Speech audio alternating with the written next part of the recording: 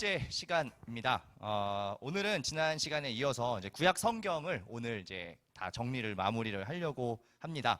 저희가 지난 시간에 이제 배웠던 내용들을 좀 기억을 하시는지 이제 좀 궁금합니다. 그래서 31페이지를 펴시면 지난 2강에서 이제 역사서를 저희가 12개의 타임라인에다가 정리를 했었어요. 그렇죠? 그래서 오늘은 일단은 리마인드를 한번 하고 시작하도록 하겠습니다. 31페이지 말고 자, 뒤쪽에 참고 자료로 쭉 넘어가셔서 제가 빈칸을 여러 개 만들어 놓은 것이 있어요. 그래서 33페이지를 참고 자료 33페이지 한번 펴보시면 이제 아무것도 없는 빈칸이 있잖아요. 그 빈칸에다가 여러분들이 지난 시간에 배웠던 역사서 17권을 한번 정리를 해 보시기 바랍니다. 네.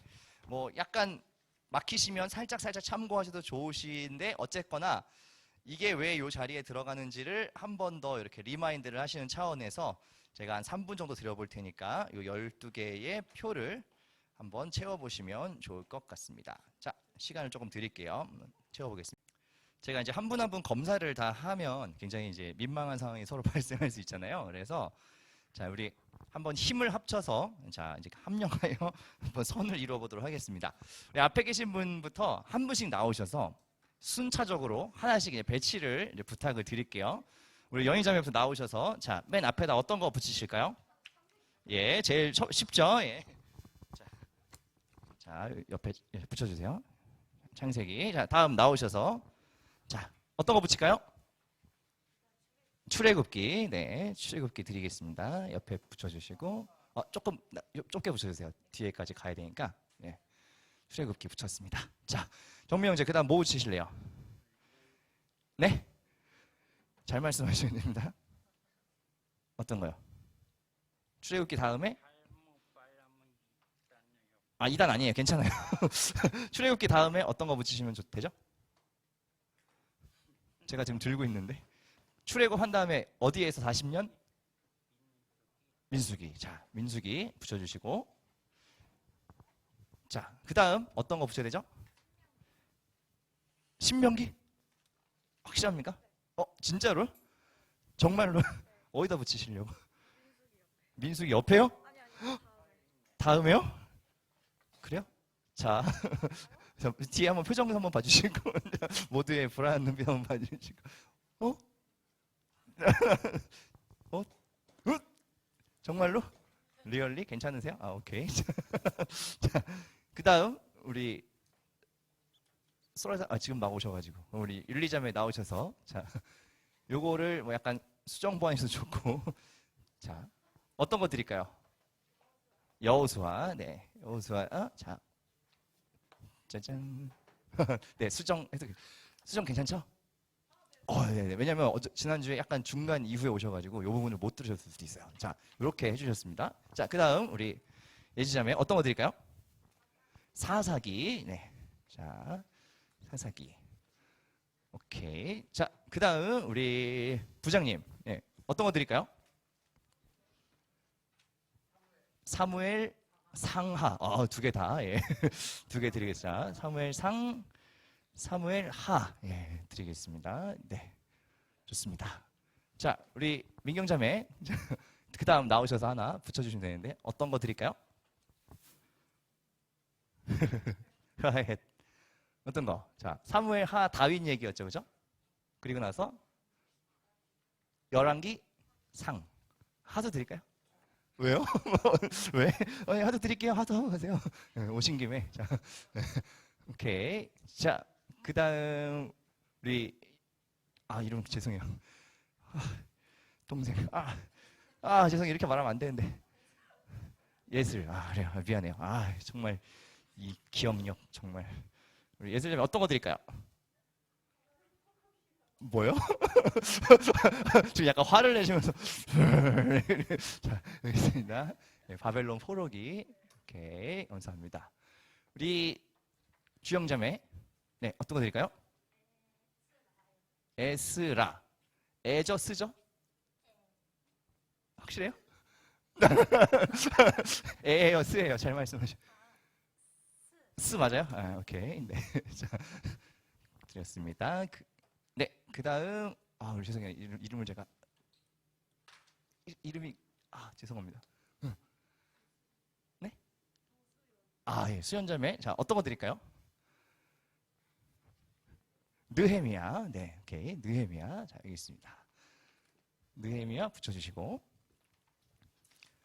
네. 자, 그러면 이제 우리 근호 형제 나오셔서 어떤 거 드릴까요? 레위기. 예. 안전하게 레위기. 자, 어디에 붙이는지 잘 보도록 하겠습니다. 레위기. 오케이. 네. 오케이. 좋습니다. 자, 그 다음 우리 소라자매 어떤 거 드릴까요? 에스더. 네. 자, 에스더. 자, 어디다 붙이실까요? 에스더.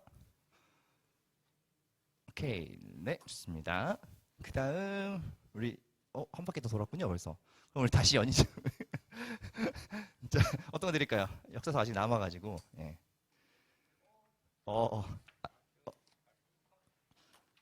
아직 안 붙인 거 몇 개 있죠? 3개 있죠? 3개. 뭐 역대상? 예, 역대상. 자, 이거 잘 붙이셔야 됩니다. 요거 약간 헷갈립니다. 자, 손 파르르 떨면서. 오케이, 거기 맞아요? 알겠습니다. 오케이. 자, 우리 제이점에 뭐 드릴까요? 2개 남았어요.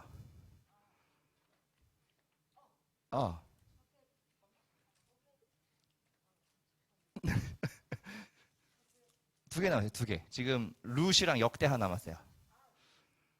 룻 드릴까요? 네. 자, 룻.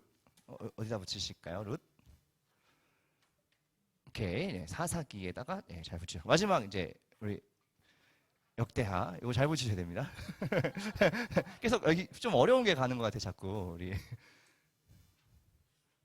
자, 괜찮아요. 지금 누가 또 수정해 주실 거예요. 잠깐 상이 여기 있는데 하 여기 가면 이상하지 않아요? 거기? 오케이. 맞겠죠? 자, 은혜자매가 붙여주셨는데, 자, 요것만 제가 조금 수정할게요. 요 역대하는 요 2개를 포함해서 이렇게 걸쳐주시면 되겠습니다. 자, 요거대로 다 혹시 그리셨나요? 다 그리신 거?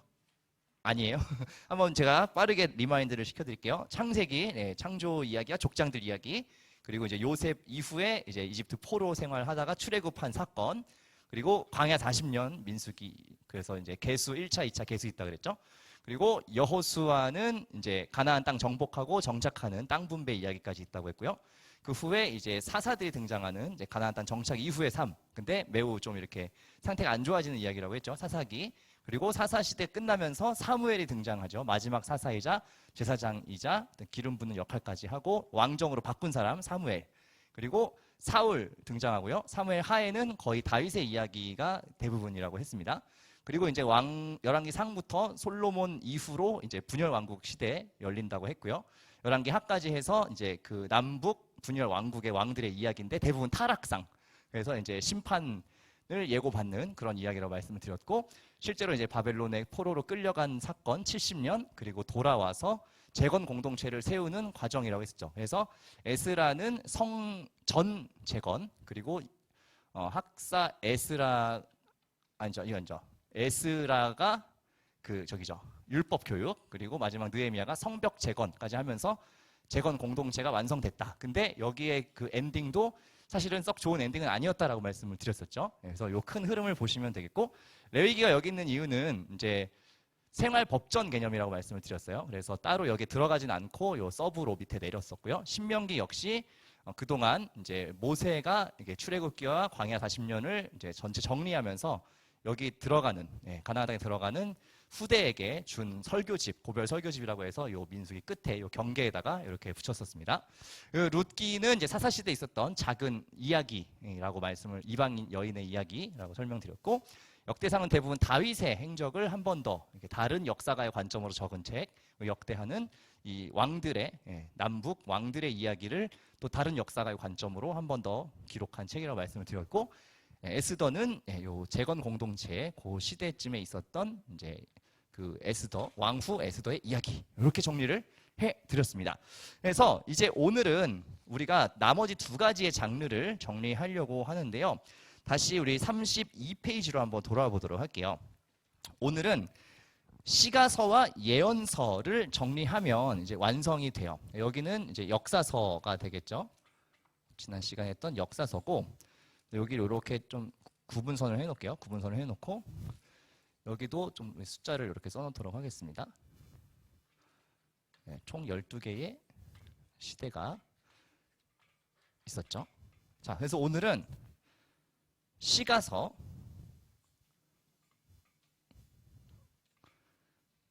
이 정도 공간이면 충분할 것 같고요.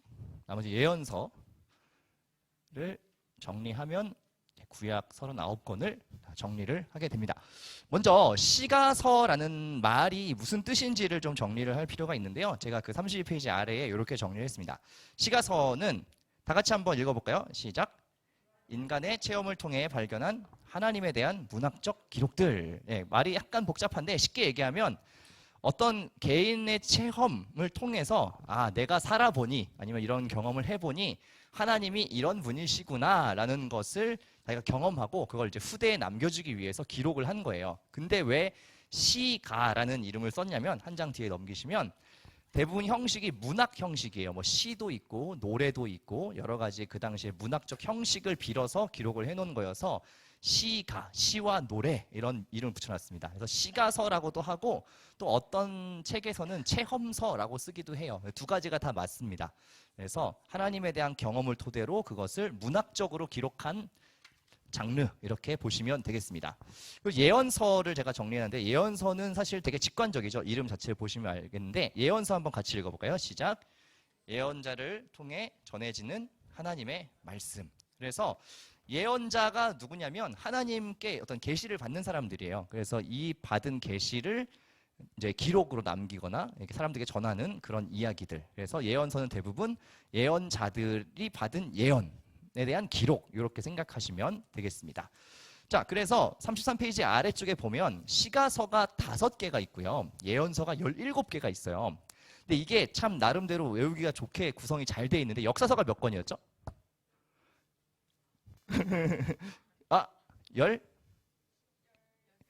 네? 책 개수로, 얘 빼고 책 개수로 17개죠. 17개. 이게 뭔가 친절해. 17개죠. 예언서가 17개예요. 그러면 중간에 남은 게 몇 개죠? 5개. 그래서 이게 어쨌든 약간 대칭 구조여서 외우기가 그래도 쉬우실 거예요. 역사서 17, 예언서가 17, 중간에 5개. 이렇게 총 39 이렇게 돼 있어서 이 개수를 외우실 때는 이렇게 대칭으로 돼 있구나 하는 것을 기억해 주시면 좋습니다. 시가서가 5개밖에 안 되니까 정리가 일단 쉬울 것 같죠. 자, 시가서는 욥기, 시편, 잠언, 전도서, 아가서 이렇게 5개가 있습니다. 그 성경책을 보시면 성경책의 순서를 한번 보실래요? 목차? 목차 보시면 요 순서대로 돼 있는지 아닌지 한번 보실래요? 성경책의 목록. 갖고 오신 성경책의 목록을 보시면 욥기, 시편, 잠언, 전도서, 아가서가 순차적으로 잘 붙어 있는지 아닌지 한번 보실래요? 잘 붙어 있습니까? 잘 붙어 있지요. 예, 욥시, 잠전, 아는 감사하게도 떨어져 있거나 섞여 있지 않고 요 문학 장르만 딱 띄어져 있습니다. 제가 갖고 있는 이 성경에는 특별히 이렇게 구분도 제대로 돼 있어요. 역사서 그리고 여기 교훈서와 시편 이렇게 써 있고 예언서 이렇게 해서 나름대로 요 카테고리 분류가 또 돼 있어요. 그래서 뭐 이렇게 표기가 돼 있는 책도 있을 겁니다. 자, 어쨌든 욥, 시, 잠, 전, 요 5개의 책을 먼저 빠르게 정리를 해보도록 하겠습니다. 먼저 욥기인데요. 욥기. 자, 욥기 혹시 읽어보신 분 끝까지? 읽어보신 분 계시군요. 혹시 이 욥기가 등장인물이 있던가요? 욥이 등장인물이죠. 그죠? 사람 이름입니다. 욥 나오죠. 또 누가 나오죠? 욥의 친구들 나오죠. 굉장히 그 기분 나쁜 친구들 나오고 또 더 나오나요? 욥의 아내 나오죠. 예, 자식들도 나오겠죠.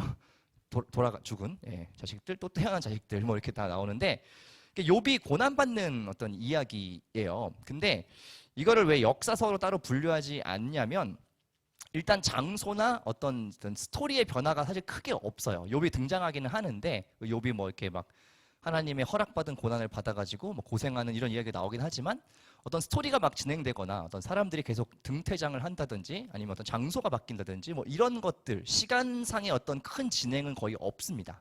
그래서 욥기는 어떻게 분류를 하냐면 요 족장 시대에 있었던 한 사람의 이야기로 보통 학자들이 봅니다. 그래서 아직 어떤 민족이 형성되지는 않은, 그러니까 이때도 창세기 때가 딱 그런 때잖아요. 이렇게 완전히 국가의 형태나 큰 민족의 형태는 아닌 이런 이제 조그만 부족 사회일 때 있었던 욥이라는 인물의 어떤 개인적인 이야기로 봅니다.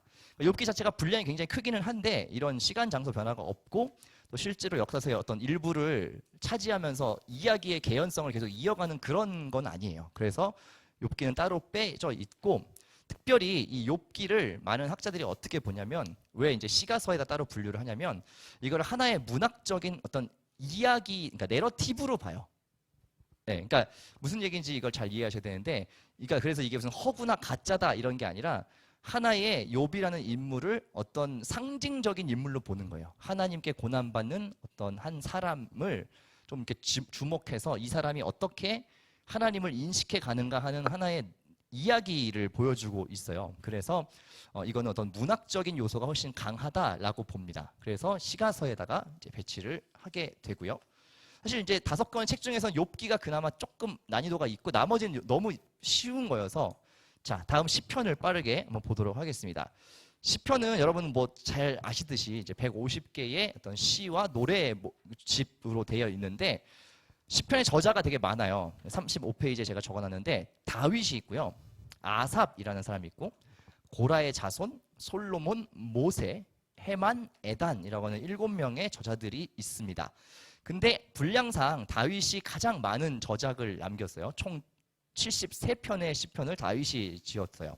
그러다 보니까 그리고 대부분 다른 저자들도 다윗의 이 시대에 활동했던 사람들입니다. 뭐 아삽이나 뭐 고라 자손 이런 사람들은 이제 찬양대예요. 그 당시 개념으로. 그래서 실제로 다윗의 시대에 대부분 활동했던 사람들이어서 시편은 이 사무엘하, 다윗이 활약했던 요 타임라인에 맞춰서 요 자리에 배치를 하면 제일 적절합니다. 자, 다음은요. 이제 3개가 남았잖아요. 잠언, 전도서, 아가서 이렇게 3개가 남았는데 요거는 아주 간단합니다. 왜냐하면 이 3개는 다 솔로몬의 저작이에요. 그래서 요 3개를 하나로 이제 묶을 수가 있는데 각각 내용의 차이만 좀 보시면 될 것 같아요. 일단 솔로몬의 저작이라고 했으니까 여기에 붙이는 게 제일 적절하겠죠. 솔로몬이 활동했던 잠언, 전도서, 나란히 이렇게 붙이면 될 것 같아요. 아가서. 네. 이렇게 붙이면 되겠는데 각각 약간 내용이나 장르는 조금 달라요. 잠언은 여러분 잘 아시는 것처럼 어떤 지혜의 격언집 같은 거라고 보시면 돼요. 그래서 막 그런 얘기 많이 들으시지 않으세요? 고등학생 때 청소년기에는 잠언을 많이 읽어야 똑똑해진다 뭐 이런 이야기들 들으셔서 막 열심히 이렇게 읽고 하시는 기억이 있을 텐데 실제로 잠언은 그냥 성경에서 딱 떼가지고 하나의 책으로 따로 만들어도 그냥 책 같은 느낌이 들 정도로 어떤 성경적인 내용이 막 아주 노골적으로 있지는 않은 그냥 보통 사람들이 읽어도 그 안에서 꽤 여러 가지 지혜와 인생의 교훈을 얻을 수 있는 그런 책이라고 할 수 있습니다. 그래서 솔로몬이 이제 지혜의 왕으로 이렇게 불리잖아요. 그래서 솔로몬이 가지고 있었던 여러 가지 인생의 지혜들을 모은 이제 격언집이라고 생각하시면 되겠고, 전도서는 거꾸로 이제 어떤 얘기냐면 이게 한참 젊을 때 이제 잠언은 쓴 책이고 전도서는 거의 이제 솔로몬의 말년에 쓴 책이에요. 이제 죽기 직전에. 근데 자기가 어떻게 보면 솔로몬이 정말 많은 부귀영화 여러 가지를 누렸던 사람인데 인생을 쭉 살면서 반추를 해보니까 하나님을 아는 지식이 없는 삶은 정말 공허한 삶이구나라는 걸 이제 깨닫게 된 거예요. 죽기 직전에. 그래서 나름대로 후대에 자기의 이제 인생의 교훈을 준 거죠. 모든 것이 다 헛되다. 하나님 없이 사는 인간의 삶이 그토록 허망하구나 하는 이야기를 이제 하는 거죠. 근데 이제 사실 전도서를 읽으면서 약간 재밌는 반론인데 그런 얘기 꽤 많이 들었어요. 사람들이 그건 솔로몬이 그런 걸 다 누려봤으니까 하는 이야기지 않는가. 나는 일단 좀 누리고 싶다. 뭐 이런 얘기를 많이 하시는데 어쨌든 이제 한 사람이 인생을 쭉 정리하면서 예, 모든 것이 다 어쨌든 이제 소멸하고 다 돌아가잖아요. 자기도 죽음으로. 그러니까 그걸 앞두고서 하나님 없이 사는 삶이 얼마나 허무한가 이런 인생의 어떤 좀 뭐랄까요? 이렇게 비관적인 어떤 결론을 내는. 근데 이게 사실 무조건 비관적인 얘기는 아닌 게 어쨌든 하나님이라는 어떤 소망이 없으면 사람의 인생이라는 게 그냥 왔다 가는 것이구나라는 그런 이야기를 이제 하는 것이고요. 아가서는 뭐냐면 솔로몬이 실제로 자기가 어떤 술람미 여인, 이방 여인과 어떤 사랑에 빠지는 그런 이야기를 이제 기록을 하는데요. 여러분들 아가서를 혹시 읽어보신 분이 계신가요? 혹시 읽으면서 약간 아유 쑥스러워라 막 그런 구절도 있죠. 대목도 있죠. 왜냐하면 정말 남녀의 어떤 이렇게 사랑과 그런 것을 굉장히 구체적으로 이렇게 기록을 해놓은 꽤 아름답게 이렇게 기록해놓은 책인데 이게 이제 굉장히 순결한 사랑, 순수한 사랑의 이야기를 담고 있으면서도 전체적으로 뭐를 또 상징하고 있냐면 성경 전반에 흐르는 어떤 인간에 대한 하나님의 사랑에 대해서도 얘기를 해요. 보면 술람미 여인이 굉장히 이렇게 열심히 막 노동도 하고 막 이렇게 피부도 검고 막 이런 여인인데 솔로몬이 그 모든 것들을 굉장히 아름답다라고 막 칭송을 하면서 굉장히 있는 모습 그대로 이렇게 사랑해주는 그런 이야기들이 나오거든요. 그래서 이 모티브 자체가 어떤 성경 전반에 흐르는 하나님이 인간을 사랑하는 할 때에 조건 없이 사랑하는 그런 모습들을 또 이 아가서 안에서도 우리가 많이 찾을 수가 있습니다. 그래서 이렇게 잠언전도서 아가서는 솔로몬의 책들로 하나로 이렇게 묶어서 솔로몬 시대에 배치를 하면 되겠습니다. 그래서 이게 이제 시가서의 배치가 되겠습니다. 5개밖에 없어서 꽤 간단하고요.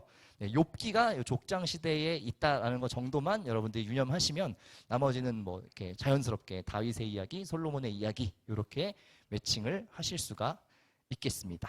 자, 여기까지 시가서 정리했는데 혹시 뭐 궁금하신 거가 없으시겠죠? 5개밖에 없으니까. 자, 이제 예언서부터 이제 약간 정신을 바짝 차리셔야 돼요. 일단 17개가 있고, 요게 이제 종류가 일단 많고, 여러분들이 대부분 예언자들의 이름이나 이 사람들이 무슨 얘기를 했는지 이런 것들이 대부분 생소하실 거라서 제가 36페이지에 일단 친절하게 표로 정리를 해 두었습니다.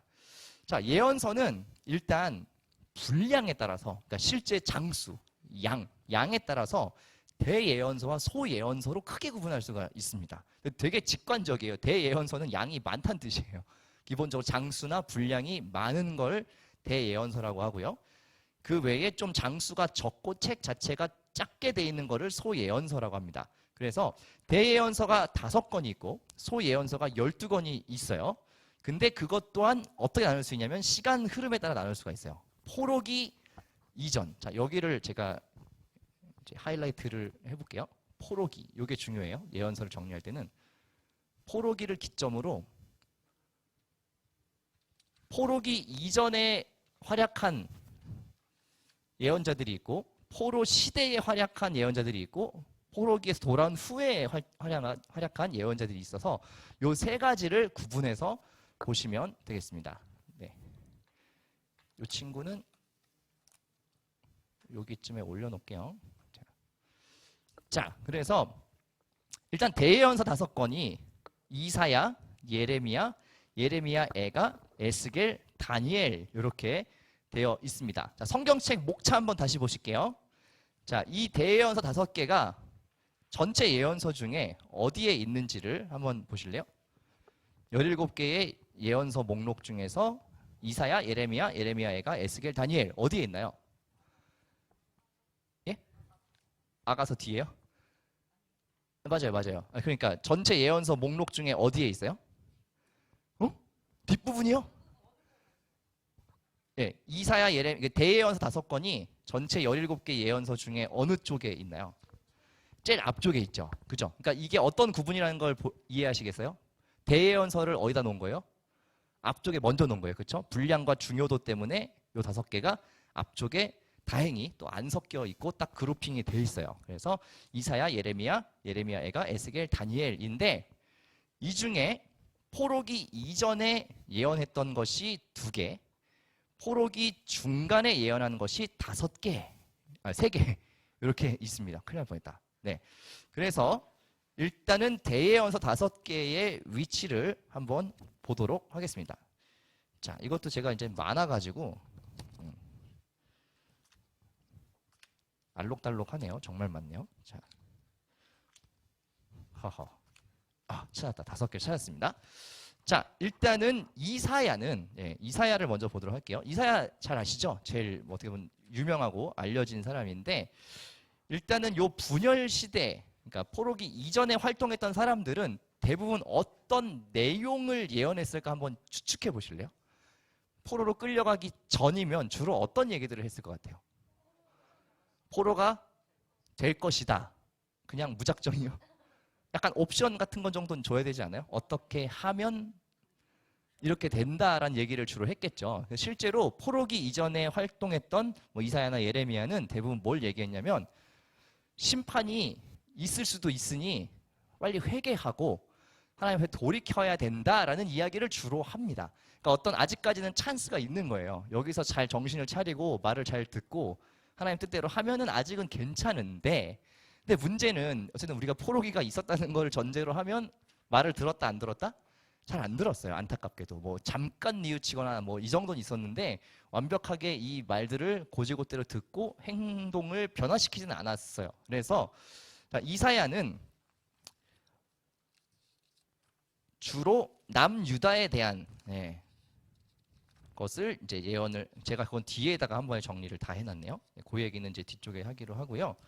자, 일단은 이사야는 그래서 어디에 배치를 하게 되냐면 포로기 이전. 이거 누가 좀 도와주면 참 좋겠는데. 감사합니다. 붙이는 것 좀 도와주세요. 네. 그래서 포로기 이전에 여기다가 배치를 해주시면 되겠습니다. 괜찮습니다. 막 붙여주세요. 자, 그 다음 예레미야인데 예레미야가 조금 독특한 사람이에요. 예레미야도 똑같이 심판에 대한 예언을 하기는 하는데 예레미야는 이사야하고는 약간 결이 달라요. 이사야는 옵션을 계속 줬어요. 그러니까 이렇게 하면 너희가 돌아올 수 있을 거다라는 여지를 계속 뒀는데 예레미야는 약간 요 포로기 이전이기는 한데 약간 끝물에 활약한 사람이거든요. 그러니까 끝물에 활약했다는 건 뭐냐면 이미 약간 다 기울어져 갈 때, 그러니까 이미 심판을 피하기 어려울 정도로 많이 타락해 있을 때에 예레미야가 활동한 사람입니다. 그래서 예레미야는 뭐라고 예언을 하게 되냐면 망했어라고 얘기를 해요. 망했어 이미. 이거는 못 돌이킨다라고 얘기를 해요. 그래서 사실 예레미야가 눈물의 선지자 이런 별명이 있잖아요. 왜 그러냐면 그러니까 본인이 그거를 일단 수용하면서 마음이 안타까운 것도 있었고 실제로 이 심판의 과정과 포로로 끌려가는 과정을 본인이 같이 다 겪어요. 그러니까 되게 어떻게 보면 좀 짠하죠. 그러니까 뭐 예레미야라고 그거 얘기하는 게 쉬웠겠어요? 딴 사람들은 막 가짜 예언자들은 막 우린 평안하다, 우린 아무 문제 없어 막 이런 얘기를 할 때 아닌데 심판이 이미 결정인데 막 이런 얘기를 하고 이거는 이미 돌이켜도 어쩔 수 없고 70년 이거 하고 돌아오는 수밖에 없어요 라고 예언을 해요. 그래갖고 얼마나 미움을 많이 받은 사람인지 몰라요. 그래서 막 땅 파가지고 구덩이에 막 갇히고 막 매질 당하고 막 아무튼 많은 고초를 겪은 사람입니다. 그래서 예레미야도 일단은 포로기 이전에 활약한 선지자인데 이 사람은 독특하게 이미 결정된 심판 그냥 수용해라, 받아들여라 이런 얘기를 해가지고 굉장히 고초를 많이 겪었던 사람입니다. 자, 그 다음 나머지 세 분, 대예언서의 이제 나머지 세 가지는 포로기에 실제로 있었던 이야기라고 말씀드렸죠. 이 예레미야 애가 요거 똑같이 예레미야의 이제 기록물인데 뭐가 차이인지 아시겠죠? 요거는 아직 포로기로 끌려가기 전. 그러나 이제 갑니다. 곧 갑니다 이거고 예레미야 애가는 실제로 가서 끌려가서 예언을 한 거예요. 그래서 예레미야라는 사람은 특이하게 예언도 했을 뿐더러 본인도 같이 포로기를 겪었던 사람입니다. 그러니까 실제로 망해가지고 그 예루살렘 다 불타고 성 무너지고 이제 그런 거를 보면서 안타까워하는 이야기예요. 그러나 예레미야 애가 후반부에는 어떤 거를 얘기를 하냐면 하나님이 다시 회복돼서 돌아올 거에 대한 요 소망도 약간 보여줘요. 그래서 처음에는 막 거의 절망적인 이런 이야기들을 위주인데 뒤로 가면 갈수록 그러나 하나님이 이 모든 심판을 주시는 것이 본심이 아니고 결국은 이게 다 끝나고 나면 돌아오게 될 것이다라는 약간 소망의 이야기도 후반부에 조금 합니다. 어쨌거나 예레미야라는 인물은 뭐 제가 봤을 땐 참 우여곡절이 많은 사람이에요. 본인이 참 힘든 예언을 하기도 했고 실제로 포로로 끌려가면서 이것들을 같이 겪었던, 그래서 민족의 이 멸망하고 비참해지는 거를 다 눈으로 목도한 사람이라고 생각하시면 되겠습니다. 자, 그 다음 다니엘과 에스겔인데 다니엘과 에스겔도 일단은 여기다가 붙여놓기는 할게요. 근데 제가 약간 자세한 특이점들은 제가 한 번에 이따가 설명을 하도록 할게요. 에스겔도 포로로 같이 끌려갔던 사람이고요. 다니엘도 포로기에 있었던 사람이긴 한데 에스겔이나 예레미야하고는 약간 경우가 달라요. 에스겔과 예레미야는 그냥 순수하게 포로로 끌려가서 그 포로 생활을 비참하게 했던 사람이라면 다니엘 같은 경우는 지난번에 제가 잠깐 말씀드렸는데 조금 특별한 신분으로 활동을 했죠. 그러니까 일반 포로가 아니었고 어디에 있었어요, 이 사람은? 왕궁에 있었죠, 왕궁에. 예, 특별히 바벨론의 이 정책이 뭐라 그랬죠? 똑똑한 인재들을 빨리 등용해서 자기 나라의 인재로 키우는 거라고 했죠. 그래서 다니엘과 세 친구들도 그 목록에 있었던 사람들이에요. 그래서 바벨론 포로기를 겪긴 했지만 이렇게 노예로 있었던 건 아니고 왕궁에 있으면서 어떻게 보면 약간 똑똑한 그리고 어떤 그쪽에서 영향력을 발휘했던 사람이고 다니엘은 또 되게 재밌는 게 이 바벨론 포로기에 그 끝나면서 어디로 이게 전환된다 그랬죠? 나라가? 바벨론도 멸망한다 그랬죠. 어디에? 네, 페르시아. 성경에 바사라고 돼 있는데 페르시아에게 멸망을 하면서 이 정권이 바뀌는 과정을 다니엘이 같이 겪어요. 그러니까 바벨론의 요 왕정의 그 왕궁에도 있었고 바벨론이 망하면서 그대로 이걸 흡수한 페르시아의 왕정에도 있었습니다. 그래서 이 변화에 어떻게 보면 격변하는 요 시기에 어떤 정치적인 부분에 있어서 같이 영향력을 끼쳤고 뭐 저기가 어쨌든 본인이 기도하면서 계속 왕에게 간언도 하고 이렇게 하면서 어떤 민족의 회복을 그런 식으로 좀 도왔던 사람이 다니엘입니다. 어쨌든 시기적으로는 요 포로기의 예언자가 되겠습니다. 네, 그래서 이렇게 5개 일단 대예언서를 감사합니다. 정리를 해봤어요. 이사야, 예레미야, 애가, 에스겔, 다니엘 이렇게 정리를 했습니다. 그래서 요 5개는 포로기 이전 그리고 포로기 이렇게 정리를 할 수가 있고요. 나머지 12권의 소예언서를 정리를 하도록 할 텐데 요게가 조금 어렵습니다. 왜냐하면 여기서부터는 어디다 예언을 했는지도 굉장히 다 다양하게 좀 다르고요. 그리고 일단은 되게 짧은 책들이고 이름도 좀 생소해서 여러분들 요게 약간 어려울 수 있는데 한번 힘을 내서 정리를 해보도록 하겠습니다. 자, 일단 포로기 이전에 활동했던 사람들이 있는데요. 호세아, 요엘, 아모스, 오바댜, 요나, 미가, 나훔, 하박국, 스바냐. 힘들어. 네, 이렇게 있습니다. 자, 일단 호세아. 이게 굉장히 많아가지고 네, 센스 있게 그냥 옆으로 이렇게 쫙 붙여보도록 할게요. 호세아 선지자 있고요. 그 다음 요엘이라고 하는 선지자가 있습니다. 이제 각각의 내용은 제가 한 번에 설명을 드릴게요. 그 다음 아모스라고 하는 사람이 있습니다. 네. 그리고 그 다음에 오바댜 이름도 어렵네요. 자, 오바댜가 있습니다. 그리고 그 다음에 요나는 여러분들 그래도 조금 익숙하시죠? 설교에서도 많이 나오는 말 안 듣는 캐릭터 요나. 그 다음 미가 선지자도 그리고 나훔이라고 하는 아주 생소하실 거의 뭐 설교 본문에 안 나오는 수준이죠. 이분은. 그 다음 하박국 조금 들어보셨죠? 네, 하박국은 그래도 무화과 나무에 소출이 없고 그거 많이 들어보셨죠? 그리고 그 다음 스바냐. 자, 네. 감사합니다. 자, 이렇게 9개의 소예언서가 포로기 이전 이사야랑 예레미야까지 포함해서 이렇게가 포로기 이전에 활동했던 선지자들의 목록이 되겠습니다. 그 중에 이 2개는 대예언서고 나머지 9개는 소예언서가 되겠습니다.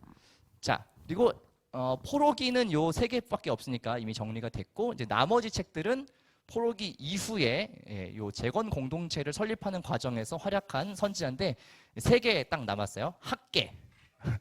예, 죄송합니다. 자꾸 나오시네요. 자, 학계. 그리고 스가랴. 마지막으로 구약의 끝에 있는 마지막 책 말라기. 네. 이렇게 3권이 요 재건 공동체 시기에 활약했던 선지자들이 되겠습니다.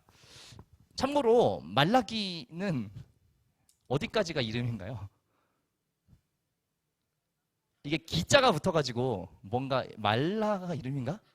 말라기가 이름이에요. 예, 그러니까 이게 보통 무슨 기 하면 약간 기록 막 이래갖고 책 이름 같이 느껴지는데 그냥 사람 이름 자체가 말라기 선지자입니다. 그래서 예, 그것도 그냥 참고적으로 알고 계시면 좋을 것 같아요. 자, 이렇게 해서 크게 분열왕국 전 그리고 분열왕국 중, 분열왕국 후 이렇게 정리를 했는데 여기에서 마지막으로 우리가 뭐를 조금 정리할 필요가 있냐면 각각의 이제 예언서에 그래도 대략적인 뭐 핵심적인 내용들은 알아야 될 거 아니에요, 그죠? 그러니까 이렇게 묶어만 놓고 그냥 끝 이렇게 하면 너무 난해하니까 제가 39페이지에다가 각각의 내용을 간단하게 정리를 해놨어요. 요거를 마지막으로 이야기를 하고 마치면 좋을 것 같은데 한 3분만 잠깐 브레이크 하실래요? 이게 내용들이 약간 집중력을 필요로 하는 거여서 3분만 잠깐 쉬시고 예, 요 배치만 한번 다시 머릿속에 넣으신 후에 제가 네? 다시 한번 설명을 하도록 하겠습니다. 예, 잠깐 브레이크 하시고 물 한 잔 드시고 예, 그런 김에 예, 관용을 베풀어서 천천히 하기로 했던 출석 체크를 지금 하도록 하겠습니다. 예. 많이 쉬시면 집중력이 오히려 떨어질 수 있기 때문에 다시 시작을 해보도록 하겠습니다. 사실 이렇게 배치하는 것만으로도 여러분들이 굉장히 큰 작업을 하신 거는 맞아요. 근데 그래도 지난 시간 역사서 대략적으로 제가 이렇게 어떤 내용들은 짚어드린 것처럼 예언서에 대한 얘기도 간단하게 좀 정리를 해 두시는 게 그래도 도움이 될 것 같아요. 제가 39페이지와 40페이지에 걸쳐서 나름대로 꼼꼼하게 정리를 했습니다. 이거 굉장히 좋은 자료예요. 자꾸 내 입으로. 아니 정말이에요. 왜냐면 이거 딱 갖고 계시면 나중에 성경 볼 때 얼마나 좋아요. 딱 이런 내용이구나 하는 것만 아셔도 도움이 많이 되실 거예요. 그래서 제가 책 제목과 어떤 주요 인물이나 사건들을 좀 기록해 놨고 그 각각의 예언서 가지고 있는 핵심적인 메시지와 예언서에는 이게 중요해요. 요거 맨 끝에 있는 시기와 대상, 그러니까 이 예언을 누구한테 대고 한 거냐 이게 되게 중요해서 요거를 여러분 잘 보실 필요가 있습니다. 일단 대예언서 5건을 제가 정리를 해봐 드릴게요. 이쪽에 있는 이 5건이죠. 이렇게 일단 시기는 딱 보시면 구분되시죠? 이사야랑 예레미야는 포로기 전에 활동했었고, 예, 예레미야죠. 사실 에가라는 책 이름이니까 예레미야, 다니엘, 에스겔 이제 포로로 끌려갔을 때의 예레미야예요. 요거는 그래서 포로기에 활동했던 예언들이다. 요거 시대 구분은 이미 돼 있으니까 괜찮고 내용들을 좀 보도록 할게요. 이사야 제일 유명한 이제 책이고 예언서 중에서도 가장 분량이 많은 책이라고 볼 수 있는데. 이사야의 주요 내용은 이겁니다. 일단 남유다에 대한 심판 예언이에요. 예, 남유다. 주로 남유다가 좀 많을 거예요. 남유다에 대한 포로 예언이고 그러나 이사야는 무조건 어떤 절망적인 얘기만 잔뜩 하진 않고 여러분 잘 아시는 것처럼 이사야에는 뭐가 굉장히 많이 들어있냐면 오실 메시아, 그러니까 회복시키실 메시아에 대한 모티브가 굉장히 많이 들어있습니다. 그래서 여러분 잘 아시는 유명한 구절 중에 예수님 이렇게 고난주간에 항상 나오는 그가 찔림은 우리의 허물을 이거 있죠. 이게 이제 고난받는 종에 대한 어떤 노래, 예언인데 이제 그런 메시아에 관련된 많은 모티브와 예언들이 이사야서에 굉장히 많이 들어 있습니다. 그래서 심판을 받을 것이지만 그것을 다시 회복시키고 소망을 주실 어떤 존재가 있다라는 이야기를 많이 합니다. 그리고 이제 그게 신약의 어떤 메시아에 대한 예표가 되는 예언들이 굉장히 많이 들어 있습니다. 그래서 주요 키워드를 보시면 뭐 하나님의 고난받는 종, 또 하나님의 영, 뭐 이런 것들이 좀 중요한 키워드라고 볼 수가 있겠고요. 예레미야는 제가 아까 설명을 어느 정도 드렸는데 남유다에게 똑같이 심판을 이제 선포를 했어요. 근데 이사야와는 좀 다르게 예레미야는 주로 이제 좀 절망적인 이야기들, 심판받는 길밖에 없다. 빨리 여기에 순종하는 게 오히려 덜 고생하는 길이다. 이런 얘기를 주로 하게 됩니다. 그래서 이제 투항을 권고하고 또 그것 때문에 동족으로부터 굉장히 핍박을 많이 받았던 내용들이 담겨 있고요. 예레미야 애가도 제가 같이 설명을 드렸는데 요거 이제 포로기에 실제로 본인이 끌려가서 이제 망하는 자기 고국의 모습, 또 끌려가서 고생하는 자기 민족의 모습 이걸 보면서 굉장히 슬퍼하며 안타까워하며 이제 적었던 예언들입니다. 그러나 그 안에서 어떠한 작은 소망을 또 보게 돼요. 그래서 그 여러분 찬양 중에 주의 인자는 끝이 없고 그 찬양 아세요? 주의 인자는 끝이 없고 이상하게 불렀다. 주의 자비는 무궁하며 그 다음 가사 알죠? 되게 좋아하는 가사 여러분들. 아침마다 새롭고 늘 새로우니. 그게 원래 어디 수련회 같은 데 가갖고 아침에 일어나고 혼자 묵상하면서 이렇게 그 흥얼흥얼 하면 되게 은혜가 되는, 근데 그런 분위기는 아니에요. 사실 이 백그라운드는 다 망하시고 완전히 불타서 없어지는 그 이렇게 폐허 잿더미 위에서 예레미야가 그 하나님 주신 소망을 듣는 거예요. 그래서 하나님이 우리를 이렇게 우리의 심판의 대가를, 그러니까 심판을 받지만 하나님이 그 안에서도 소망을 놓지 않으시고 아침마다 하나님 그래도 계시는구나, 새로우시구나, 이제 이 얘기를 하는 게 그 구절입니다. 그래서 다시 소망을 발견하는 부분도 끝에 조금 나옵니다. 에스겔서를 한번 정리를 해드릴게요. 에스겔 역시 포로로 같이 끌려갔던 사람입니다. 에스겔도. 그래서 같이 포로기를 지나면서 여러 가지 이제 하나님으로부터 환상을 받게 되는데, 포로기에 받은 환상이면은 주로 어떤 내용일까요? 그러니까 예언이라는 게 그 다음 스텝에 대한 걸 주로 얘기하는 거니까 끌려가기 전에는 끌려가는 얘기를 많이 할 테고, 끌려간 사람들은 주로 뭘 보겠어요? 네, 회복되고 돌아오게 되는 거에 대한 얘기를 주로 듣겠죠. 그래서 에스겔도 그러한 것을 많이 본 사람이에요. 에스겔도 꽤 분량이 많은데 에스겔 전반부에는 대부분 이제 심판에 대한 이야기들을 어느 정도 들어요. 근데 에스겔은 이 이스라엘 백성들뿐만 아니라 그 주변 국들에 대한 여러 가지 심판의 이야기들도 같이 좀 듣게 되고요. 네, 중반 이후에는 다시 회복되는 이야기들을 주로 듣게 되는데, 특별히 에스겔은 성전이 회복되는 환상을 굉장히 구체적으로 봅니다. 그래서 하나님이 거하시는 성전이 어떻게 회복될 것인가, 그 성전에 다시 돌아오셔서 그 성전을 다시 회복시키시는 그런 하나님의 환상을 주로 보게 되고요. 마지막으로 다니엘은 아까 말씀드린 것처럼 이 사람은 독특하게 이제 왕궁에 있었던 사람이라고 말씀을 드렸죠. 그래서 바벨론과 페르시아 두 개의 어떤 정권을 다 경험한 사람이고, 그때 이제 왕궁에 있으면서 고국을 위해서 계속 기도하고, 또 이제 이 사람은, 다니엘은 예레미야가 예언했던 이 예언들을 이제 마음에 품고 있었던 사람이에요. 그래서 그거를 품고 끝까지 인내하고 이 70년을 잘 버티면 하나님이 새 일을 행하실 것이다 라는 거를 이제 다니엘은 마음속에 잘 갖고 있었던 사람이고, 그리고 어떻게 고국이 회복되는지를 그 왕궁에 있으면서 계속 기도하고 또 왕들에게 간언도 하면서 이런 어떤 변화의 과정 속에서 여러 가지 모양으로 영향을 끼친 사람. 저는 다니엘 보면 약간 누구하고 조금 오버랩이 되냐면, 요 창세기 족장 시대의 마지막에 있었던 누구죠? 네, 요셉하고도 약간 모티브가 오버랩되는 부분이 있어요. 그죠? 왕궁에 일찍 이렇게 들어가가지고 총리 대신으로 살면서 어떤 자기 민족을 어떻게든 돌보기도 하고 이렇게 해방시킬 수 있는 어떤 다리를 놓기도 하는 사람인데, 다니엘도 약간 그런 느낌의 캐릭터라고 보시면 좋을 것 같습니다.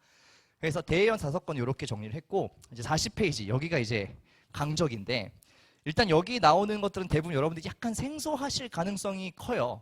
설교나 이런 데서 들어본 몇 개의 유명한 구절들 말고는 전혀 설교의 본문으로서 채택되지 않는, 저도 사실 거의 설교해보지 않은 본문들이 이 안에 꽤 많거든요.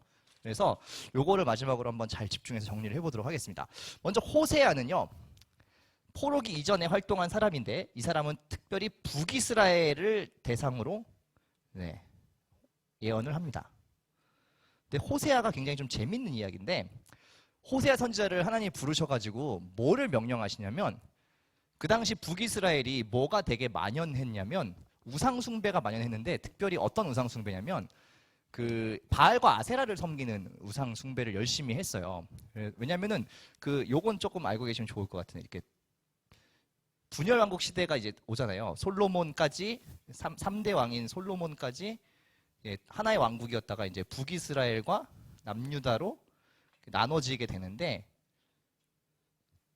이 그러니까 하나의 나라였을 때의 이 정통성, 그러니까 이 정통성이 어느 쪽으로 부여되어 있는지 아세요? 북이스라엘과 남유다 중에? 이럴 수가. 오늘도 이단이 안 나올 줄 알았는데 나오고 말았습니다. 이 정통성은 남유다 쪽으로 계승이 돼요.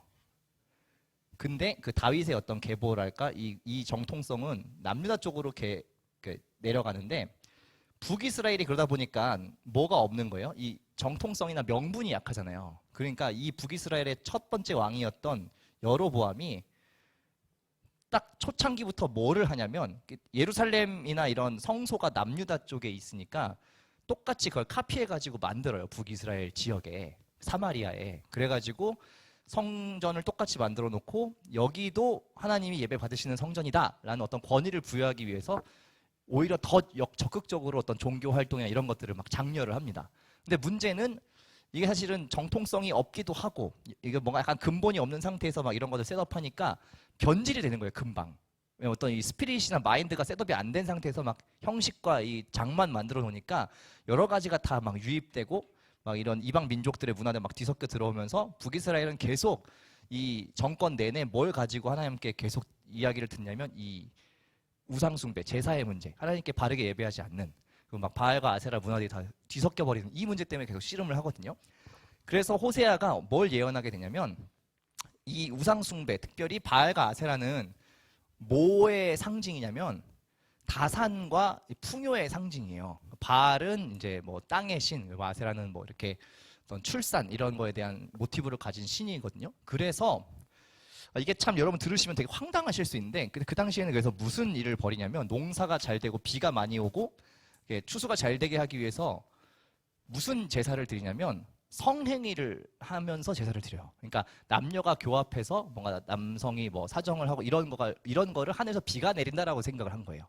땅이 그 비를 맞아서 어떤 열매를 내는 거를 어떤 여성의 출산 이런 이미지로 생각을 해서 그런 성행위를 그러니까 그들의 어떤 이방 신전에서 그런 행위들을 해요. 그러니까 그걸 열심히 하면 그 바알과 아세라가 흡족해한다. 그러면서 비도 많이 제때 내려주고 뭐 땅에서도 수확이 풍성하게 일어난다. 뭐 이런 일들을 벌이거든요. 근데 그걸 북이스라엘 그대로 가져와 가지고 그런 일들을 해요. 이 사마리아 성전에서. 그러니까 하나님이 그거에 대해서 매우 진노하셔서 호세아를 부르시는데 아주 특이한 방식으로 부르세요. 어떻게 얘기를 하냐면 네가 가서 그 성전에서 그런 이제 성행위를 하는 성창이라고 하거든요. 그 당시에. 그러니까 성적인 그런 행위를 하는 창기인데 그 창녀를 불러서 네가 결혼을 해. 그리고 애를 낳고 살아. 이렇게 명령을 해요. 호세아 입장에서 굉장히 난감하기도 하고 어려운 어떻게 보면 것인데 그거를 하면서 호세아가 정말 마음 어려워하죠. 그 고멜한테 계속 막 사랑하려고 하고 잘 대해주려고 하는데 또 불구하고 고멜은 안 돌아와요. 잘 계속 그 하던 일들을 하시고 열심히. 그러다 보니까 호세아가 막 마음이 찢어질 거 아니에요. 근데 하나님이 그 얘기를 하는 거예요. 이게 너희 북이스라엘 사람들 보는 내 마음이야. 이렇게 얘기를 해요. 그러니까 어떻게 보면 이제 하나님의 그 마음을 대변하기 위해서 이것도 참 좀 슬픈데 호세아는 그런 명령을 받고 창기인 고멜과 결혼을 해서 그러나 끝까지 사랑하여라. 그리고 고멜 계속 도망가지만 그게 너희들의 모습이고 호세아 네가 하는 그것이 내가 이스라엘 백성들에게 하고 싶은 사랑이다. 이렇게 얘기를 해요. 호세아도 참 독특한 이제 선지자죠. 그러니까 그런 걸 고멜과의 결혼을 통해서 어떤 북이스라엘의 죄악상을 이렇게 보여주는 선지자가 호세아입니다. 요엘도 동일하게 이제 북이스라엘을 대상으로 예언을 했던 사람인데 그 당시에 이제 이스라엘 전반적인 범죄로 인한 어떤 심판의 선포 그리고 이 사람은 올바른 회개에 대해서 주로 얘기를 합니다. 회개를 하면 돌이키실 것이다 라는 메시지를 굉장히 많이 하게 되는 선지자이고요. 요엘에서 유명한 구절 여러분들이 아시는 게 그게 있을 거예요. 그 성령 강림 주일에 많이 인용되는 본문. 너희 아비들은 꿈을 꾸고 저도 헷갈리네. 아비들은 예언할 것이고 자녀들은 환상을 보고 노인들은 뭐 꿈을 꾸리라. 뭐 이 본문이 요엘서에 있는 본문인데 그게 이제 회복에 대한 어떤 장면들이에요. 다시 하나님 회복시키고 하나님 영을 부어 주실 때에 어떤 회복들이 일어나는가 이제 그 얘기들을 하는 대목인데요. 요엘 역시 북이스라엘 대상으로 참된 회개를 하면 다시 돌이키고 하나님 회복시킬 가능성이 있다라는 이야기를 주로 했습니다. 아모스는 조금 들어보셨나요? 혹시 설교를 통해서 조금 접해보셨어요? 아모스? 거의 안 들으시나? 안 들으세요? 아모스 하면은 딱 떠오르는 본문 하나 있는데 뭐를 뭐같이 할지어다. 이거 안 들어보셨어요? 정의를 물같이 공의를 하수 흐르는 물같이 흘려보내라 라는 이게 어떻게 보면 아모스의 제일 유명한 구절일 텐데 그걸 뒤집어서 생각하면 그 당시 북이스라엘 사람들이 뭐가 거의 없었다고 예측할 수 있을까요? 이거를 흘려보내래요. 그럼 뭐가 안 되고 있다는 거예요?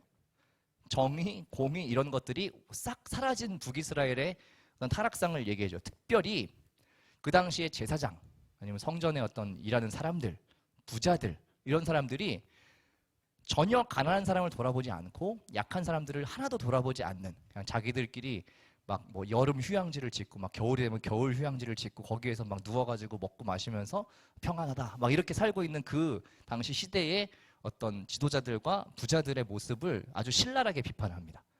하나님께서 진짜 원하시는 게 뭐냐? 거기 그냥 제사 가갖고 막 예물 많이 드리고 그걸 하나님 기뻐하시냐? 아니다. 하나님 진짜 원하시는 예배는 가난한 사람들 돌보는 거고 이 사람들 같이 먹여 살리는 게 이게 하나님 말하는 공이고 정이다. 그거 하지 않으면 심판이다. 이 얘기를 굉장히 강력하게 합니다. 그래서 아모스서는 요즘 우리가 살고 있는 시대에도 굉장히 좀 시의적절하게 살펴볼 필요가 있는 책이에요. 특히 교회나 크리스찬들이 어떤 이런 사회 정의나 이런 굽어진 여러 가지 현상들을 올바르게 하는 거에 목소리를 내거나 정말 적극적으로 참여하고 있는가. 근데 그런 부분들을 좀 우리가 깊이 고민할 때 특별히 볼 수 있는 것이 아모스 아니면 뭐 미가 이런 책들이라고 보시면 되겠습니다. 아모스는 아무튼 그 당시에 어떤 이 정의에 대해서 공의에 대해서 굉장히 강조했던, 이걸 하지 않으면 정말 심판을 피할 수 없다라는 이야기를 했던 선지자이고요. 오바댜가 좀 특이한데, 자 처음으로 오바댜는 이제 뭐가 나오냐면 북이스라엘이나 남유다가 아닌, 여기는 뭐를 뭐 어디다 선포를 하냐면 에돔이라고 하는 그 당시 이방 민족을 타겟으로 심판을 예언을 합니다. 에돔이 혹시 어딘지 아세요? 어딘지는 모르시겠죠. 어딘지는 몰라도 돼요. 근데 에돔이 어떻게 생긴 나라인지는 조금 아셔야 돼요. 에돔은 이방 민족이기는 하나 조금 독특한 아이덴티티를 가지고 있는데 뭐냐면 에서 아시죠? 에서. 네, 그 창세기 족장 시대 이렇게 보면 에서와 야곱 이렇게 형제잖아요. 근데 여기서 무슨 사건이 벌어졌는지 다 아시죠? 설교 많이 들으셔서. 원래 누가 형이에요? 에서 형인데 야곱이 똑똑하고 약간 이렇게 해가지고 장자권을 막 팥죽 한 그릇에 사죠, 자기가. 사가지고 에서는 또 배고프니까 그거 먹고 팔고. 그래서 축복이 이쪽으로 넘어가서 굉장히 부글부글 해가지고 나중에 뭐 막 죽이려고 하다가 어쨌든 만나서 화해도 하고 약간 이런 우여곡절이 있는데, 이 에돔이라고 하는 족속은 이 에서의 후예예요. 그러니까 이제 그 성경 전체를 보면 아까 제가 여기서 그 분열 왕국도 어떤 정통성 이걸 얘기를 했는데, 창세기부터 해서 계속 이 어떤 정통성의 계보가 계속 가잖아요. 아브라함, 이삭, 그 다음 야곱으로 가죠. 원래는 에서로 갔어야 되는 거죠. 어떤 혈통적인 걸로 보면 장자 먼저 태어난 사람이니까. 근데 이게 이렇게 가고 요셉에게 가고 하면서 어떤 정통성이 이렇게 옮겨가고, 에서는 그래서 에서의 후예들이 이제 쭉 살아오면서 에돔이라는 어떤 나라를 형성하는데, 그러니까 에돔은 완전히 이방 나라라고 하기는 또 좀 애매한, 근데 완전히 어떤 정통성에 있어 계보를 이어가는 사람들은 아니에요. 그러나 어쨌거나 이런 것들을 생각하면 에돔은 사실 이 이스라엘을 완전히 적대시하거나 막 이렇게 하면 안 되는 어떤 명분도 있는 사람들이에요. 근데 놀랍게도 이 막 포로로 끌려가고 막 이렇게 할 때, 이런 어려움을 겪을 때 에돔이 같이 괴롭혀요. 같이 막 괴롭히고 전혀 도와주지 않고. 그래서 오바댜는 무슨 예언을 하냐면 그 형제 이스라엘이 막 멸망하는 이런 안 좋아지는 과정을 기뻐하고, 오히려 바벨론을 막 이렇게 편들어가지고 같이 바벨론 쪽에 붙어가지고 이스라엘을 같이 괴롭혔던 이런 에돔에 대한 하나님의 심판이 있을 것이다 라는 예언을 하게 됩니다. 다음은 요나인데, 요나는 그래도 여러분들이 꽤 익숙하셔서. 근데 문제는 요나의 스토리는 여러분들이 너무 자세히 알고 있어요. 뭐 줄줄 설명할 수 있죠. 일단 이 사람이 부르심을 받아가지고 어디로 가라고 하죠? 어디요? 니느웨? 맞아요? 니느웨로 가서 회개를 선포하라고 하잖아요. 근데 니느웨가 아수르의 수도인 건 아셨어요? 약간 헷갈리시죠? 네. 그 당시에 이 아수르랑 바벨론이 있다고 했잖아요. 큰 두 개 제국이. 예. 근데 북이스라엘을 멸망시킨 건 아수르고 남유다를 멸망시킨 건 바벨론이에요. 각각 달라요. 그러니까 어떻게 보면 자기들을 이제 침략하게 될 그 땅에 가서 회개를 선포하라고 한 거예요.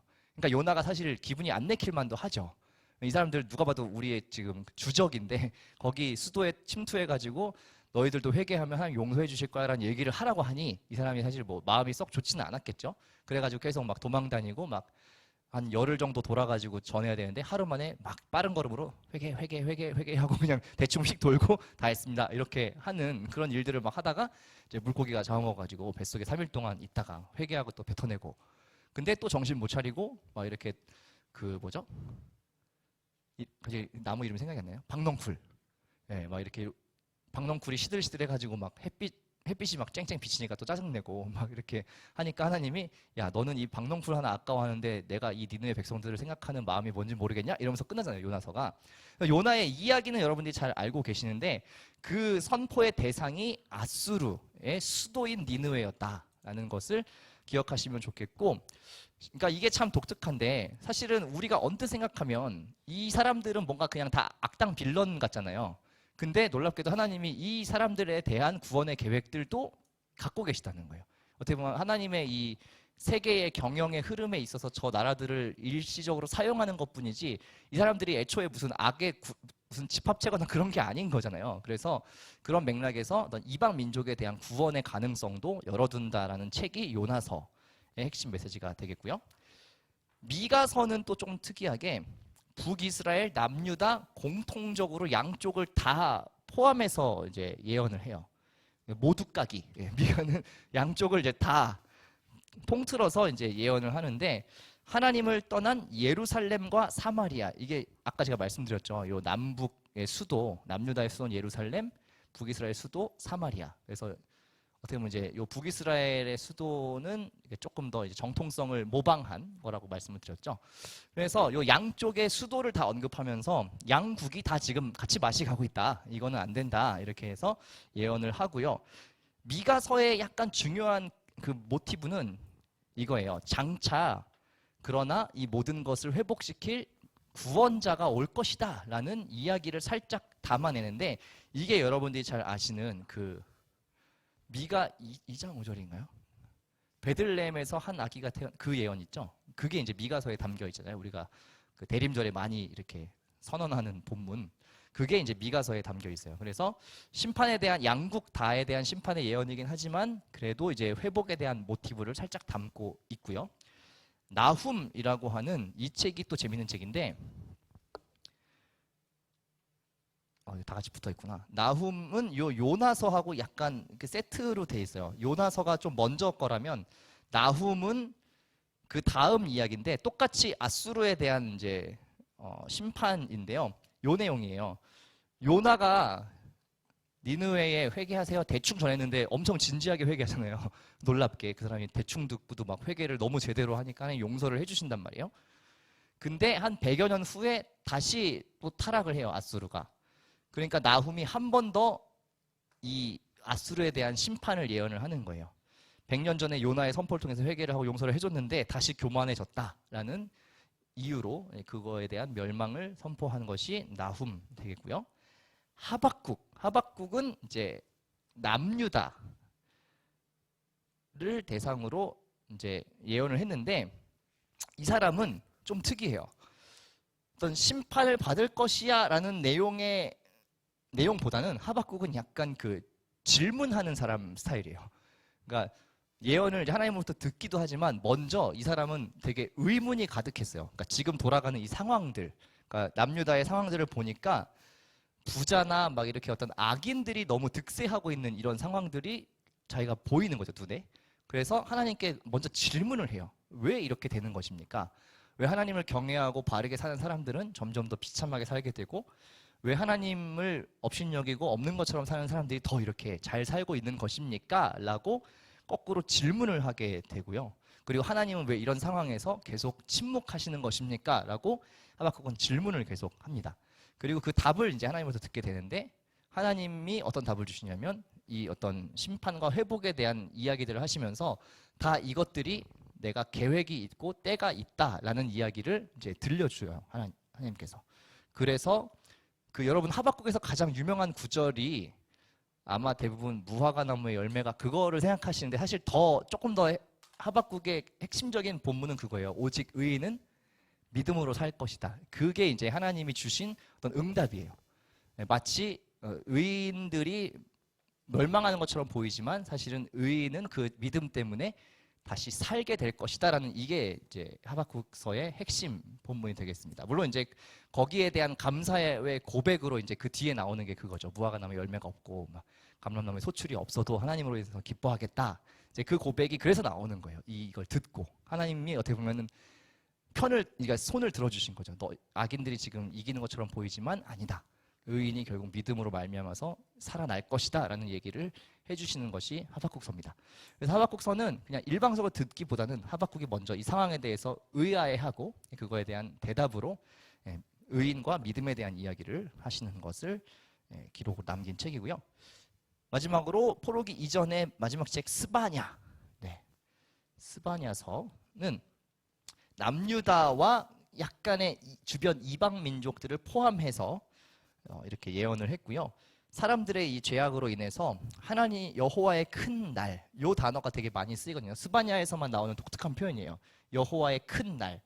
이 큰 날은 심판의 날을 의미합니다. 그래서 여호와의 큰 날이 곧 임하게 될 것이고 그때는 우리 민족뿐만 아니라 그 주변의 이방 민족들도 함께 심판을 받게 될 것이다. 그래서 블레셋이나 모압, 구스, 암몬, 아수르 등등 이 주변 국가들도 심판을 같이 받을 것이다 라고 이야기를 합니다.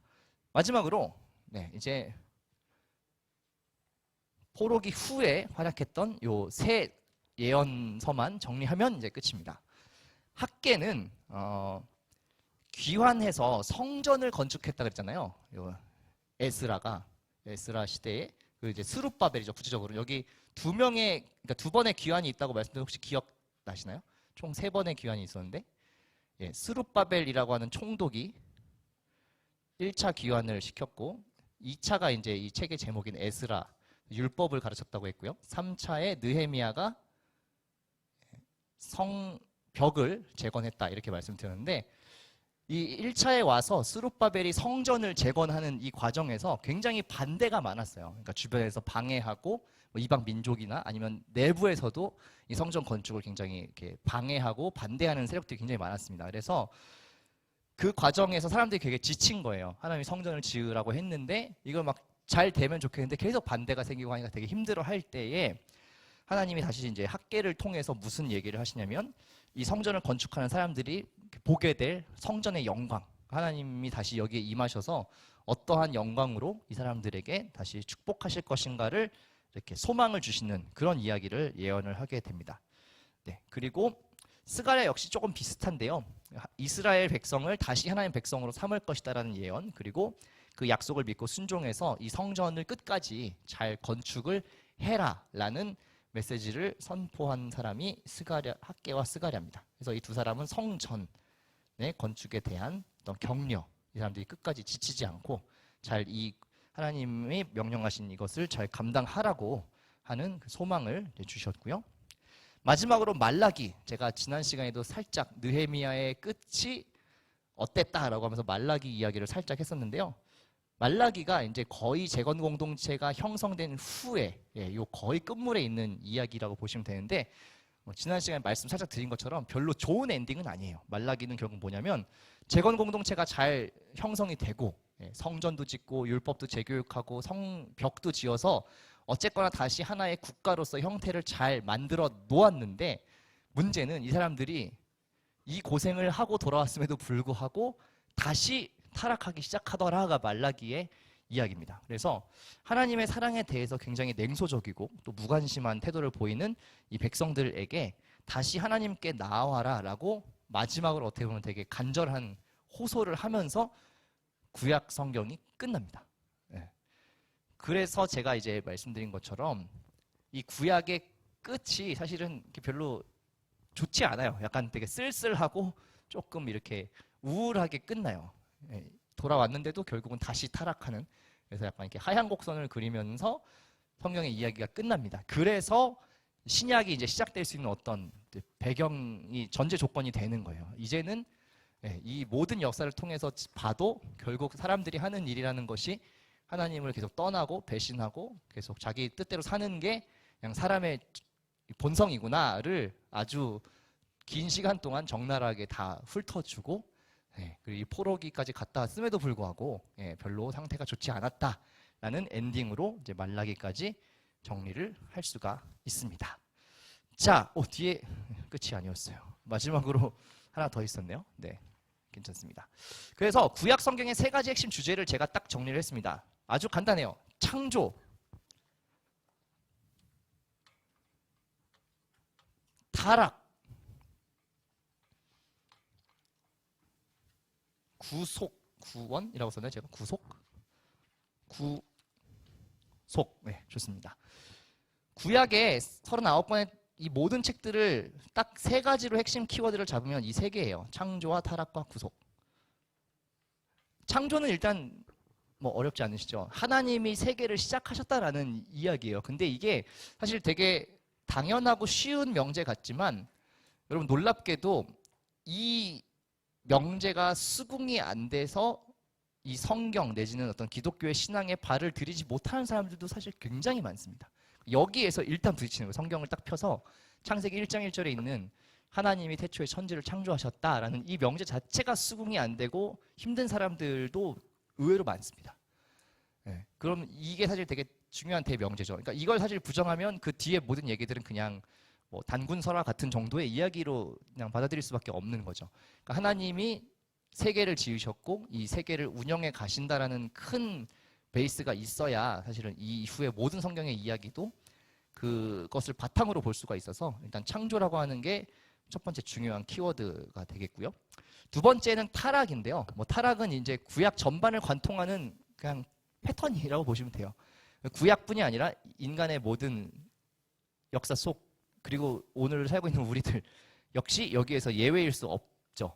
그러니까 인간은 기본적으로 하나님과 함께 살아가는 것을 굉장히 불편해하고 어려워하는, 그리고 틈만 나면 어떻게든 이제 하나님과의 연결고리를 끊고 어떤 본인의 욕망을 따라 살고자 하는 존재이구나라는 것을 이 아주 길고 긴 역사의 이야기를 통해서 아주 도드라지게 보여주고 있습니다. 그래서 구약 성경의 또 중요한 키워드가 이제 타락, 인간이 존재적으로 불완전하다.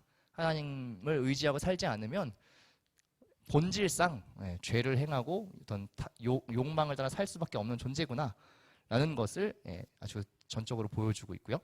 세 번째 마지막으로 구속인데 이거는 그 잡혀가는 구속이 아니고요.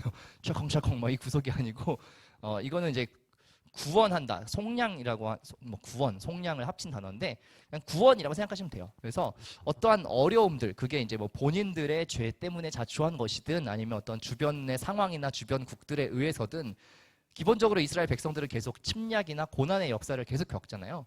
근데 그럴 때마다 하나님을 찾고 부르실 때 하나님이 어떤 외부적인 신적인 개입을 하신다라는 게 구속이에요. 그러니까 인간이 스스로 감당할 수 없는 어떤 문제에 봉착했을 때 하나님이 개입하셔서 그 인간의 상황과 이런 것들을 이제 도우신다라는 것이 이제 구속이 되겠습니다. 그래서 이 구속의 모티브는 이 구약의 단편적인 이야기 속에도 계속 나오고요. 일단 뭐 창세기에도 많이 나오고 출애굽기 되게 도드라지게 나오는 거고, 뭐 광야에서 지키신다든지, 뭐 정복 전쟁에서 이기게 하시거나, 사사들이 좀 그러니까 막 문제가 있을 때 부르짖으면 사사를 보내주시죠.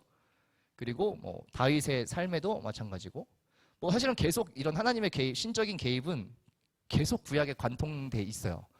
근데 이제 이 모든 것들이 결국 뭐를 우리한테 알려주고 싶은 거냐면 궁극적으로는 인간의 이 존재적인 타락의 문제를 해결할 수 있는 궁극적인 메시아가 오신다는 것을 또 얘기하기 위해서 어떻게 보면 이제 전제 같은 거죠. 이 모든 것이. 사실 해결이 안 되는 거예요. 궁극적인 해결은. 일시적으로 도와주고 하지만 계속 이상해지고 이런 사이클을 계속 반복하니까 궁극적인 어떤 구원의 완성을 할 수 있는 존재가 필요하구나라는 이야기를 하기 위해서 구약은 또 아주 다양한 하나님의 이 개입의 장면들을 많이 보여주고 있습니다. 이게 그리고 이제 오실 예수 그리스도에 대한 어떤 하나의 밑작업 같은 걸 보시면 돼요. 그래서 이 세 개의 키워드가 구약 성경의 가장 중요한 키워드가 되겠습니다. 창조, 타락, 구속까지 정리하시면 오늘의 모든 내용이 다 정리가 되었습니다. 네. 박수를 치시려면 확실히 치시고 마시려면 마시고. 네. 10분 딱 남았는데요. 오늘은 그래도 부지런히 잘 얘기를 했는데, 자 10분 동안 질문 좀 받도록 하겠습니다. 자, 예. 그럼 다음에 하도록 아니에요. 예, 일단 들어보고요. 네. 네네네. 예, 질문만. 예. 알겠습니다.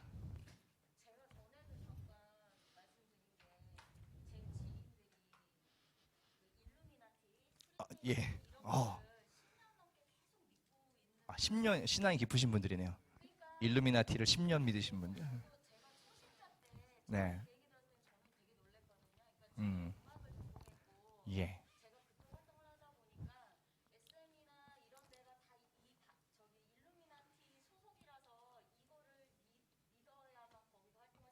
오호. 네네네.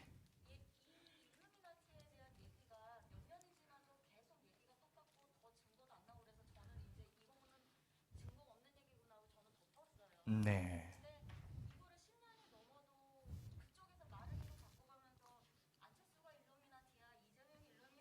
아, 그래요? 예. 네네. 네네네.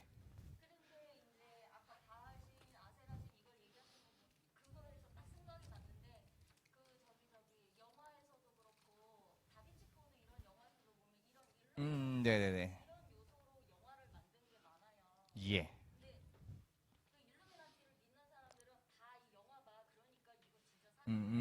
네네네.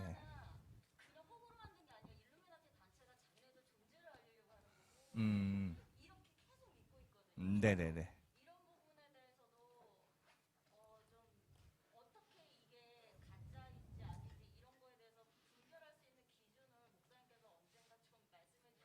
제가 그걸 해내면 이제 전국구 강사가 될 수 있는데, 그걸 아주 깔끔하게 변증하면 제가 이제 여기 있지 않고, 네, 네, 예, 네.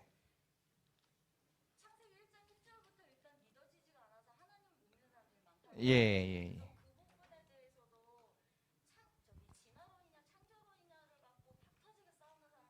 예. 예.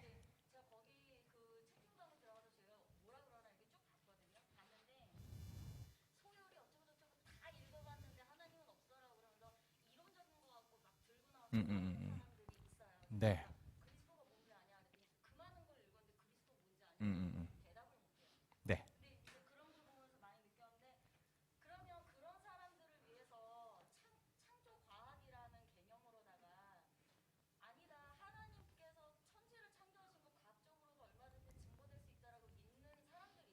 네.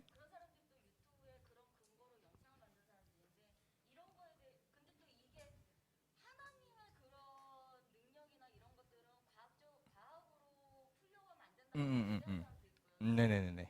아하. 예, 예. 네. 예. 네.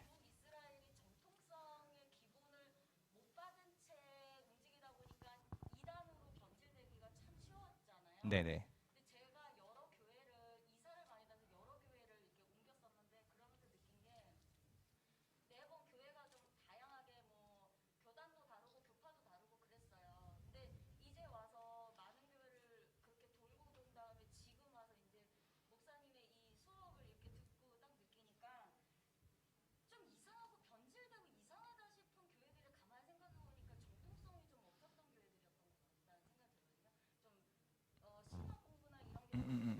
네네네네. 음, 네네네. 음흠. 음. 네, 지금 예, 할 수 없는 질문들을 주셨는데, 네네네. 네네. 일단 되게 좋은 질문들을 주셨고요. 그 두 번째 질문은 사실은 저도 굉장히 관심 갖고 많이 이제 공부를 정리한 분야인데 이것도 사실은 한 번 정도 나중에 뭐 특강이 됐든 뭐가 됐든 좀 있으면 좋겠어요. 그러니까 창조와 진화에 대한 어떤 이슈들 여러분들 굉장히 많이 실제로 부대끼시고 교회에서 듣는 거랑 학교에서 배운 거랑 굉장히 좀 이질감이 있어서 이걸 어떻게 통합해야 되는가에 대해서 굉장히 어려우시잖아요. 근데 그게 통합할 수 있는 방법이 있어요. 있는데 사실 이제 교회에서는 대부분 이렇게 어떤 한쪽 사이드한 얘기를 주로 많이 하고 과학 역시 한쪽 사이드한 입장에서 약간 무신론에 가까운 입장들을 주로 얘기하기 때문에 이게 접점이 없다고 생각할 수 있는데 충분히 신앙 안에서 이걸 통합할 수 있는 방법이 있거든요. 그래서 그 부분도 한 번쯤 여러분들에게 좀 소개할 수 있는 기회가 있으면 좋겠다 생각이 들고 일단 그 1, 2, 3번 질문 자체가 다 너무 이게 설명하기 많은 내용이어서 이건 제가 한번 추후에 아니면 마지막 시간이나 이런 때 좀 시간을 가지고 하면 좋을 것 같고요. 그 외에 오늘 뭐 했던 내용이나 조금 예, 질문하실 게 있어요. 부장님. 예. 네. 아, 예, 예, 예. 예. 아, 여기 등장하죠. 네네. 아, 예, 예. 아, 좋은 질문입니다. 엘리야랑 엘리사가 선지자 맞죠? 근데 책으로는 없죠. 예, 왜 없냐면 요 열왕기의 이야기 속에 등장해요. 요 책 속에. 그러니까 자기들이 어떤 기록물 이름으로 따로 떼져 있는 게 아니고 그래서 이제 엘리야랑 그 엘리사 스승과 제자이고요. 특별히 이 사람들이 남유다의 어떤 그 죄악상들을 많이 고발한 사람입니다. 그래서 기본적으로 선지자라는 어떤 모티브에 있어서는 뭐 이사야나 뭐 예레미야나 이런 사람들하고 기본적으로 결은 같이 해요. 다만 따로 책으로 분리돼 있지 않을 뿐이고 그 당시에 이제 요 남유다의 어떤 왕들이 행했던 일들에 대한 어떤 비난, 비판 이런 것들을 이제 가하게 되고요. 예, 그래서 이 사람들은 그냥 책 속에 담겨 있는 이야기로 정리가 되어 있다. 그 부분은 제가 사실 미처 준비를 못 해가지고 정리를 해달라고 하니까 갑자기 되게 어디서부터 어떻게 얘기를 해야 될지 좀 쉽지 않은데 일단은 그 정도만 일단 말씀을 드리고 제가 다음 시간에 추가로 예, 엘리야와 엘리사 예, 지금 제가 책만 정리하다 보니까 그 안에 있는 선지자 예, 그분들도 똑같이 이 사람들하고 동일한 역할을 했다라고 생각하시면 되는데 다만 요 스토리 안에서 그 이야기가 다 펼쳐지고 있어서 그 안에 들어가 계시다라고 보시면 되겠습니다. 네, 한 개 정도만 더 질문 받고 예, 마무리를 하도록 하겠습니다. 네, 은혜자매. 네네. 네. 안 나온 경우들이 꽤 많습니다. 네네네.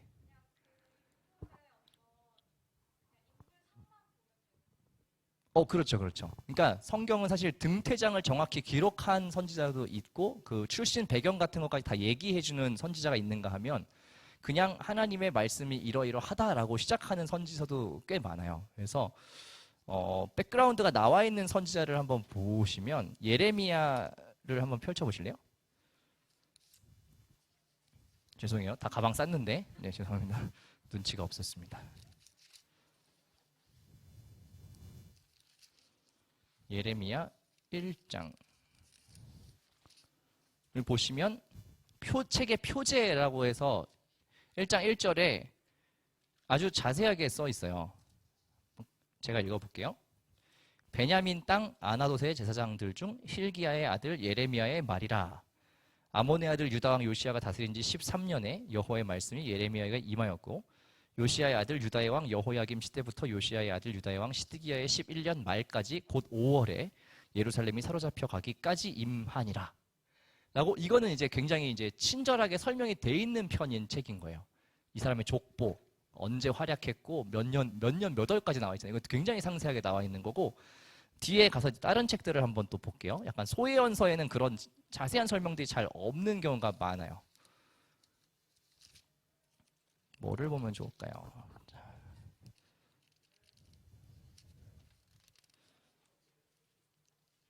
요나서가 그렇게 돼 있죠? 네, 요나서 한번 볼게요. 1장 1절. 요나서 1장 1절. 여호와의 말씀이 아미떼의 아들 요나에게 임하니라 이르시되 정도밖에 안 나와 있죠.